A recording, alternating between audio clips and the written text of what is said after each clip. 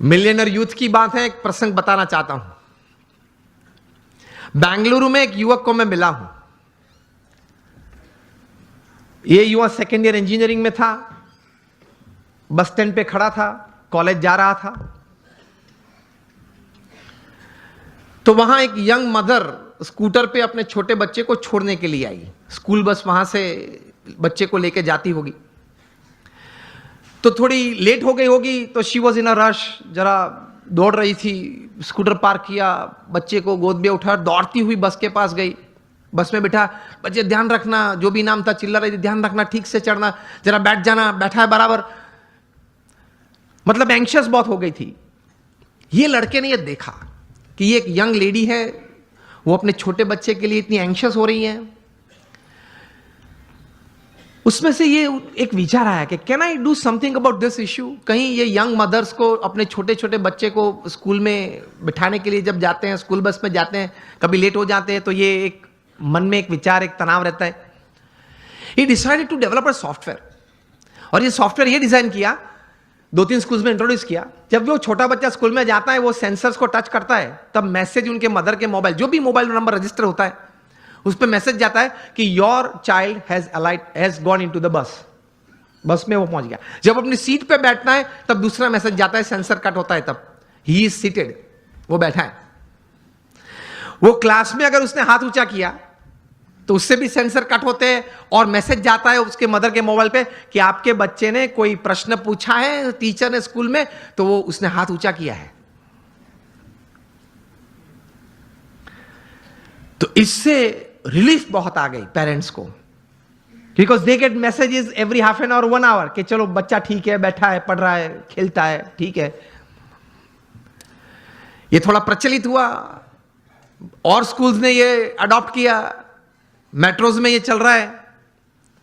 एक बड़ी software company को पता चला कि ये सॉफ्टवेयर में पोटेंशियल बहुत है। ये लड़के के पास तो सिर्फ एक सॉफ्टवेयर था, कोई नेटवर्किंग सिस्टम मार्केटिंग तो था नहीं, वो पढ़ रहा था, कोई बड़ी कंपनी तो सेटअप नहीं थी। तो ये बड़ी कंपनी ने उसको ऑफर की, and the final deal was at $65 million for this software. अभी वो कंप्यूटर इंजीनियर उसने पूरा किया, $65 million। मिलियनर यूथ बन गया ना विचार से।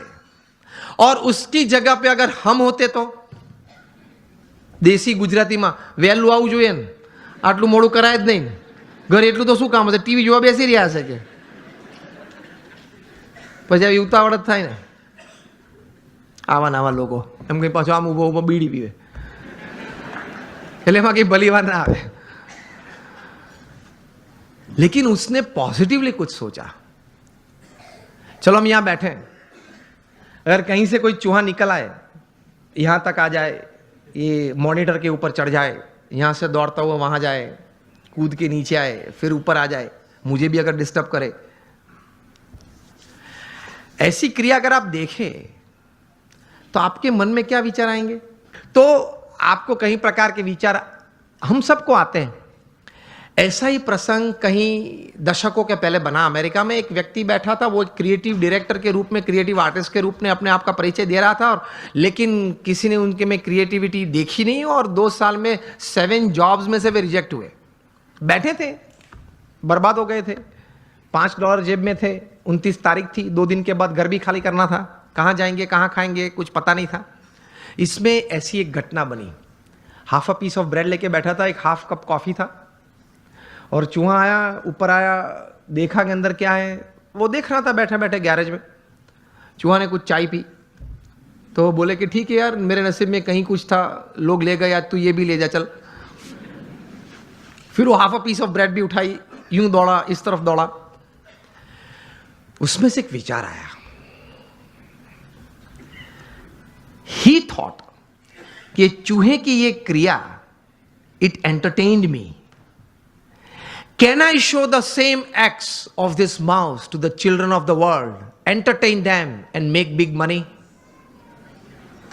इसी चूहे की यही क्रिया मैं छोटे छोटे बच्चों को पूरी दुनिया में दिखाऊं, उनको खुश करूं, और उनके माता पिता के पास से बहुत बड़े पैसा कमा सकता हूं। और इस विचार में से पैदा हुआ the most famous character of motion picture, Mickey mouse. अब सबके मन में मिकी माउस शब्द में वॉल्ट डिज्नी भी आ गया। पहले मैंने पूछा तब क्यों नहीं आया?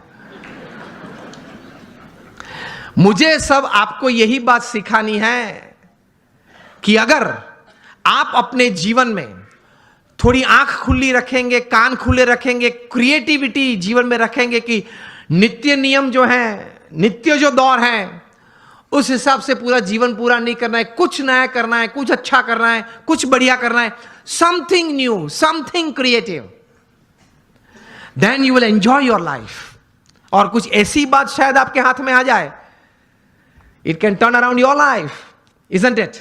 It can turn around societies, it can turn around nations. इसी ताकत है क्रिएटिविटी में। तो ये थोड़ा क्रिएटिविटी भी रखना, अपने आप पर आत्मविश्वास भी रखना। जब प्रमुख स्वामी महाराज को दिल्ली में अक्षरधाम बनाना था अपने गुरु के संकल्प के अनुसार, अब दिल्ली में आप यहां जो डेवलपर्स बैठे हैं, ये एक अंतर्दृष्टि करना कि दिल्ली में यमुना के किनारे 110 एकड़ जमीन पाना वो क्या है, और वहां 5 साल में प्रोजेक्ट पूरा करना वो क्या है, और वो भी पत्थर का नक्काशी काम का काम। वो कोई रेसिडेंशियल कमर्शियल प्रोजेक्ट नहीं कि बिल्ड करके बेच देना, ऐसा नहीं। है प्रमुख स्वामी महाराज और 7,000 आर्टिसंस काम कर रहे थे। पूरे मुंबई में एक भी साइट नहीं होगी जहां 7,000 काम करते होंगे कंस्ट्रक्शन साइट पे। अभी तो और कम करते होंगे, स्लैक सीजन चल रही है, सब दबा हुआ है। 7,000 artisans were working at the peak of it, and Pramukh Swami completed the project in 5 years. तब बहुत लोग कहते थे कि स्वामी ये बहुत बड़ा प्रोजेक्ट है, ये पूरा नहीं। चंद्रकांत सोमपुरा जिन्होंने डिजाइन किया, वे कहते कि स्वामी जी 35 साल चाहिए ये डिजाइन पूरी करने के लिए, ये कद पूरा करने के लिए। प्रमुख स्वामी महाराज निश्चित थे कि 5 साल में हमने संकल्प किया, इसलिए पूरा करना ही है, और उन्होंने पूरा किया। When you decide you can।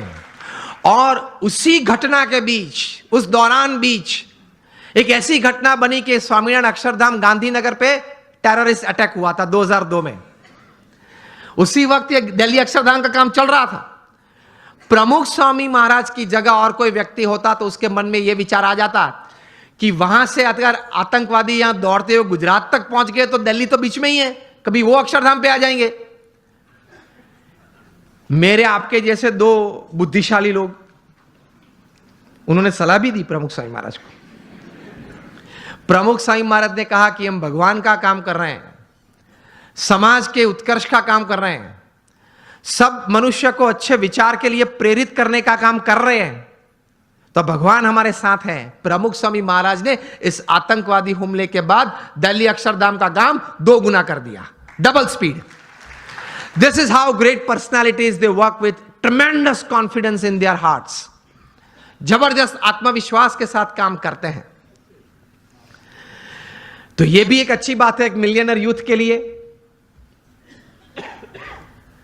एक सारांश एक पुस्तक का आपके साथ शेयर करना चाहूंगा। आपने 7 habits of highly effective people जो पुस्तक आपने शायद पढ़ा होगा, स्टीफन कॉवी जो सबसे बड़े माने जाने वाले मैनेजमेंट गुरु थे, उन्होंने यह पुस्तक लिखा है।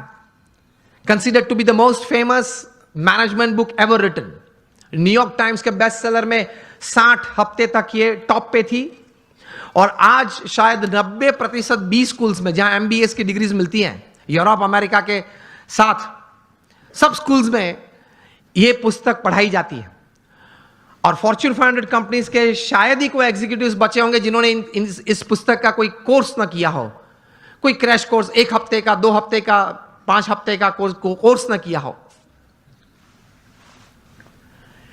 इस पुस्तक उन्होंने लिखा, बहुत समझने वाली यह बात है, ध्यान से सुनना।